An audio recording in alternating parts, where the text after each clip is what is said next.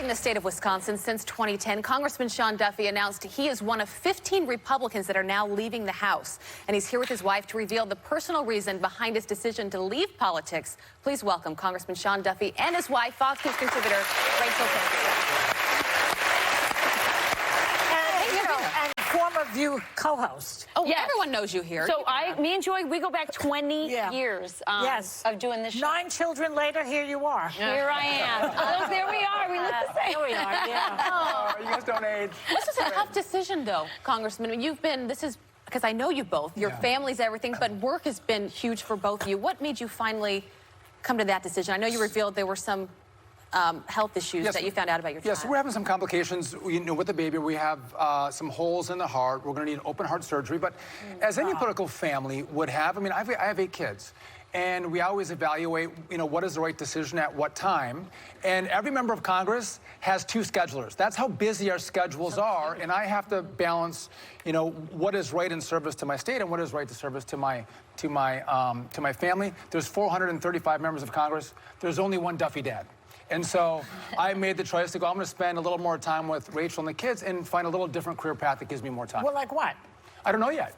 Oh. I might be a host, and shuffle people in here. No, I don't know what I'm going to do. But that's the fun part of life, the chapters. But this is not easy, what you guys are going through. How are you doing emotionally and physically? You look beautiful. Thank you, thank you. We're doing well. I mean, like I said, there's not a lot of bandwidth.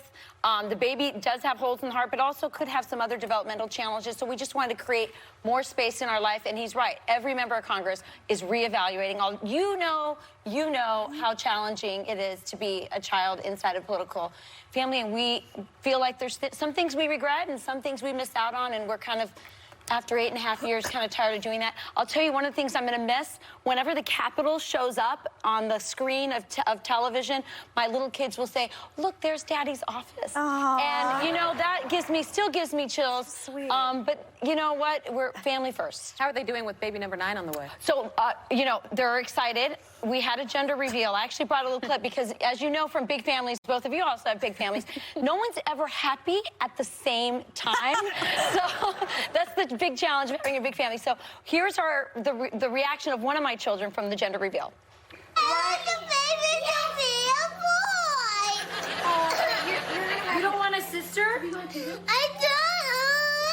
boy. How many sisters does he have? So with this baby, which is a girl, we opened it up. It was big cake. It's going to be 6 girls and 3 boys. Oh. So he's kind of bummed. He wanted to balance it out a little better. He's like the Republicans, the minority in Congress. Yeah, exactly. But not that ratio. Very close.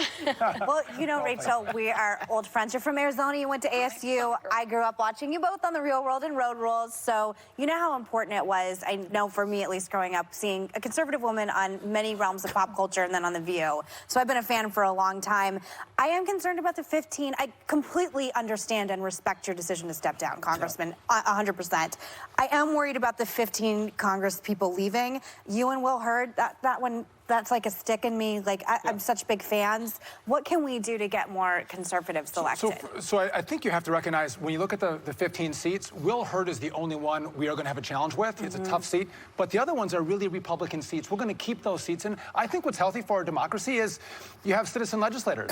It's good to have institutional knowledge like your dad brought, but also bring in some new blood as well. And that balance always makes our government work well. And to see this transition, I think, is really good. I think Nancy Pelosi and Steny Hoyer have been leading the Democrat House since 2003. There's no transition, and we've had John Boehner and Paul Ryan and Hassard, and now we have Kevin McCarthy.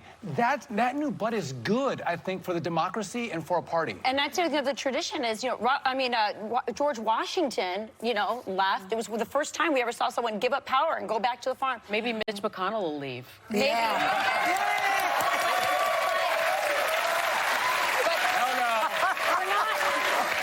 We're not going to call him George Washington yet. And by the way, he can always go back. Because I mean, you're very young, Yeah. and I mean, you know, he's a I, baby. I hope you and Paul Ryan run for Senate and governor and make my political Wisconsin dreams But why come are true. people leaving?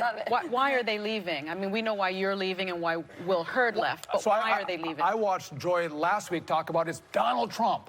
Listen, they're leaving at a time when, as conservatives, we're implementing a lot of conservative policy that are making people's lives better. Their economies, their economies are stronger. Their salaries are rising. Their opportunities growing. You guys may not see that in New York and California, but in the middle of America, that's happening. But Congressman, But hold on a go second. ahead. I think what's important to note that they're leaving despite a great opportunity to implement policy. They're making decisions individually about their families like we are. You know, about but what's you right know, for you'll them. have so many children. Don't you worry about the environment? He's terrible on the environment. I would think that alone could turn you against him. Oh, go ahead. That's your children's future. I really think it's hard. I do believe it's really hard to see when you are in these coastal bubbles. If you live in middle America, we live in rural Wisconsin.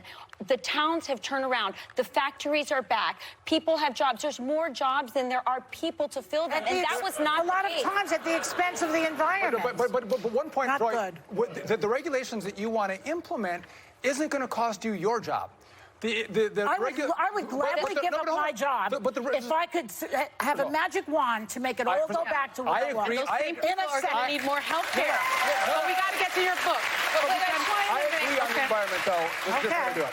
Oh, you do. I think more needs to be on the environment. We've got to get to your book, though. Yes, thank you. Because your daughter and my daughter share a name. You just published your first children's book, Paloma Wants to Be Lady Freedom, which is based on your own daughter, Paloma's first trip to D.C. Can you tell us a little bit about it? So if you go into children's bookstores, you'll see there's a lot of emphasis on diversity, which is fine. I wanted to write a book about what unites us as Americans, not what makes us different. And this book is about a little girl who goes to the Capitol. She discovers her inner patriot, Paloma, my Paloma, your Paloma. She gets lost in the Capitol and along the way discovers her inner patriot and figures out why her father wanted to become a U.S. citizen. And it's because we live in the greatest country in the world. I wish you guys all the luck in the world. Yeah. A new chapter ahead. Our thanks to Congressman Sean Duffy and Rachel Campos Duffy. Everyone in the audience is getting You're all a book getting a as book. well. Paloma Wants to Be Lady Freedom.